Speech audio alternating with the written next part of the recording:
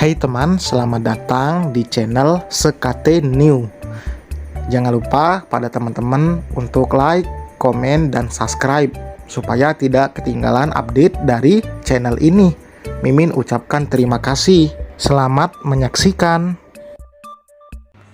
Sandiwara bangkrut, sang direktur ke istri, bab 61. Setengah jam usai kuret selesai, Mairo segera dipindahkan ke ruang rawat kelas VIP, tepatnya di Bangsal Edelweiss.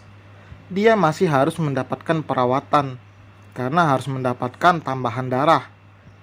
Hanya butuh waktu maksimal 12 jam untuk berada di ruangan perawatan, kata dokter Aisyah saat Adrian menanyakan kondisi Mairo. Tentu Adrian senang membuktikan jika tidak ada hal serius yang harus dikhawatirkan mengenai kondisi istrinya. Sejenak Adrian melihat arloji di pergelangan tangannya. Pukul 2 siang lewat 10 menit. Waktu yang menarik ingatannya pada Alfian. Namun sepertinya hari ini ia tidak bisa melanjutkan rencana menengok pria itu untuk menanyakan hal penting. Kondisi kesehatan Mairo yang lebih penting untuk saat ini. "Mas, kamu kenapa?" tanya Mairo menyadari kegelisahan di wajah Adrian. "Tidak, Mai, aku tidak apa-apa," saut Adrian bersuara santai. Ia kembali mendekati sang istri, kemudian menemani dengan mengajaknya berbincang dan bercanda seperti biasa. Tak lama terdengar ketukan dari luar pintu yang seketika membuat Adrian dan Mairo saling pandang. Melihat seorang perawat masuk dengan segerombol bunga di tangannya, keduanya menjadi semakin heran. "Bunga untuk siapa, Sus?" tanya Adrian ingin tahu. "Untuk Ibu Mairo," jawab perawat muda itu tersenyum. "Dari siapa, Sus?" Kali ini Mairo yang bertanya. "Kurang tahu, Bu. Bisa dibaca pengirimnya melalui kertas ini." Perawat itu pun menunjukkan secari kertas yang terselip di tengah-tengah karangan bunga warna-warni itu. "Semoga cepat sembuh, Humairo Azizah. Tertanda pengagum rahasiamu." Pesan singkat di secari kertas berwarna merah jambu itu membuat dahi Mairo berkerinyit. Namun tidak dengan Adrian, ia bahkan merasa geram setelah membaca isinya. Diambil cepat kertas itu dari tangan Mairo lalu dirobeknya tanpa pikir panjang. "Siapa yang berani mengirim bunga seperti ini pada istriku? Kalau jantan, harusnya dia tidak menyembunyikan identitasnya." Adrian bergumam kesal. Bahkan walau sudah ditenangkan oleh Mairo, wajah masamnya tetap tidak pudar. Nampak kusut seperti kemeja yang butuh disetrika. Belum tuntas menyelidiki kasus Alfian yang penuh dengan kejanggalan. Belum habis pula urusan perusahaan yang masih mengambang. Kali ini harus ditambah dengan teka-teki kedatangan pengagum rahasia Mairo. "Udahlah, Mas. Mungkin orang iseng, atau malah bisa jadi dia itu perempuan." Walau masih merasa terpukul setelah kehilangan calon anaknya, melihat reaksi Adrian, tentu Mairo tidak bisa tinggal diam. Ia mencoba mendinginkan suasana. Memang benar yang Mairo katakan, mungkin saja itu perempuan atau teman yang memang tidak bisa datang menjenguk. Walau info sakit Mairo dia dapat dari mana masih perlu dipertanyakan. Namun tetap saja ketidakjelasan itu hanya menciptakan senyum keterpaksaan di wajah Adrian, hanya demi menenangkan hati Mairo tentunya. Di sisi lain, suara langkah kaki terselimut sepatu kulit menggema seisi rumah berwujud istana. Pria tinggi tegap berkostum jas hitam itu terus berjalan menyusuri lantai berbahan marmer, melintasi ruangan luas hingga berakhir di balkon samping rumah. Pria itu berdiri di ambang pintu sejenak, mengedar pandangan sebelum melanjutkan langkah menghampiri seseorang yang tak lain adalah majikannya yang tengah duduk di kursi taman di depan sana. "Selamat sore, Pak," ucapnya menganggukkan tubuh setelah sampai. Bagaimana? Urusan semua selesai? Selesai, Pak. Buket bunganya sudah dikirimkan. Bahkan sudah diterima, Pak. Bagus. Lainnya? Seakan memahami maksud dari sang majikan, tanyakan. Pria itu menjawab, semua selesai. Sesuai rencana, Pak. Oke, pergilah. Sesuai perintah, dia pun pergi. Begitu melihat si majikan mengibaskan tangannya. Sementara si majikan menertibkan senyum miring. Usai menyeruput cangkir berisi kopi hitam di atas mejanya. Bola matanya yang hitam kembali menatap layar ponsel di tangannya, sambil sesekali menarik layar itu. Namun pandangan itu terpaksa beralih ke arah samping ketika suara wanita dengan lantang memanggil nama dirinya. Pak Farel, kapan Anda akan bebaskan anak saya? Wanita yang sudah beberapa hari dibiarkan tinggal di istana itu bertanya menegaskan. Dia berdiri di sebelah Farel, menagih janji atas apa yang pria itu ucapkan tempo hari. Duduklah, Bu, kita bisa bicara dengan santun di sini.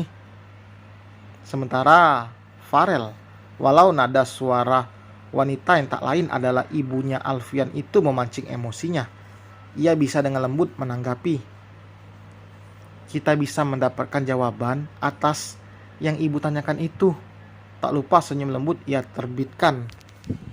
Begitulah Farel. Ia bisa mengontrol emosi hanya dengan senyuman. Aktivitas yang diawali dengan rasa terpaksa, itu lambat laun ia nikmati perlahan. Selalu seperti itu setiap kali merasa bahwa meluapkan kemarahan tidak akan membawa keuntungan selain kerugian. Pun saat menghadapi Adrian, pria yang kini Farel anggap musuh itu, ia temani lebih dulu. Walau rencananya masih belum membuahkan hasil, keyakinan dalam hatinya terus mendorong, hingga perlahan mulai terlihat buktinya.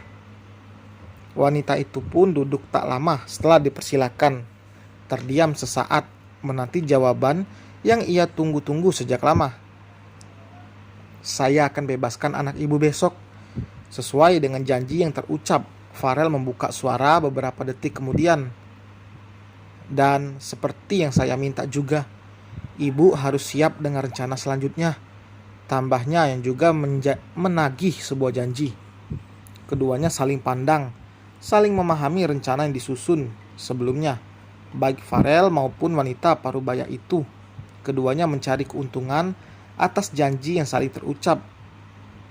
Tentu saja saya siap.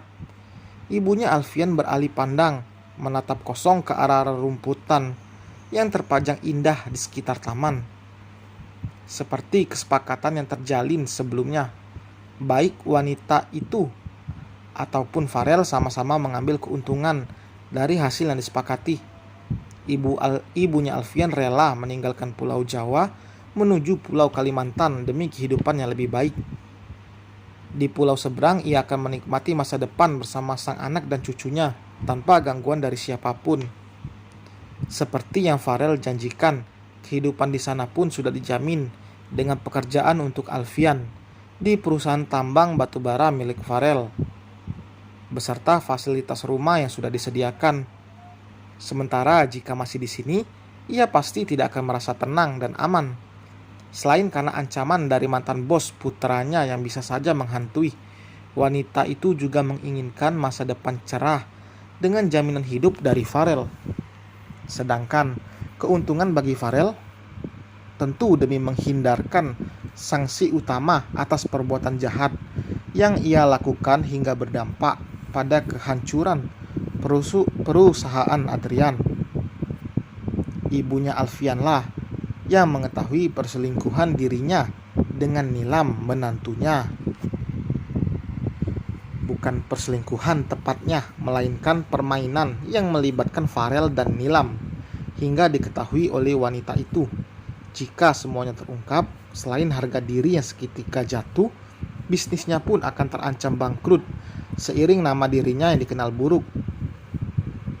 Saya senang mendengarnya, Bu. Farel pun tersenyum menanggapi. Kalau boleh, saya menambah usulan.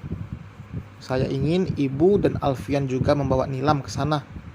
ujarnya menambahkan, yang membuat wanita di depannya menoleh cepat menatap dirinya.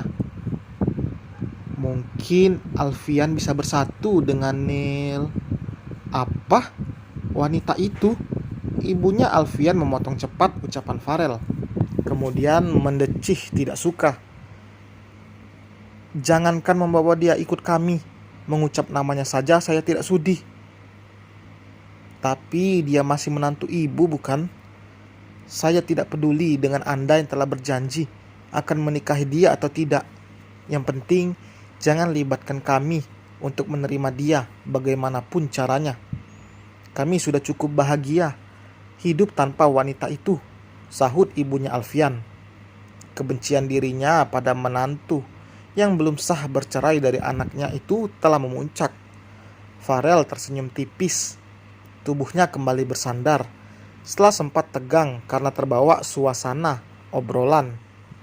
Sayang sekali. Nilam, wanita yang tak pernah Farel harapkan itu, harus ia urus dengan cara lain. Baiklah, Farel mengangguk dengan senyum yang masih terpancar. Dan selesai teman, terima kasih telah mendengarkan, terima kasih telah menunggu. Terima kasih Mimin ucapkan masih yang menunggu dan masih setia membaca novel Sandiwara Bangkrut ini.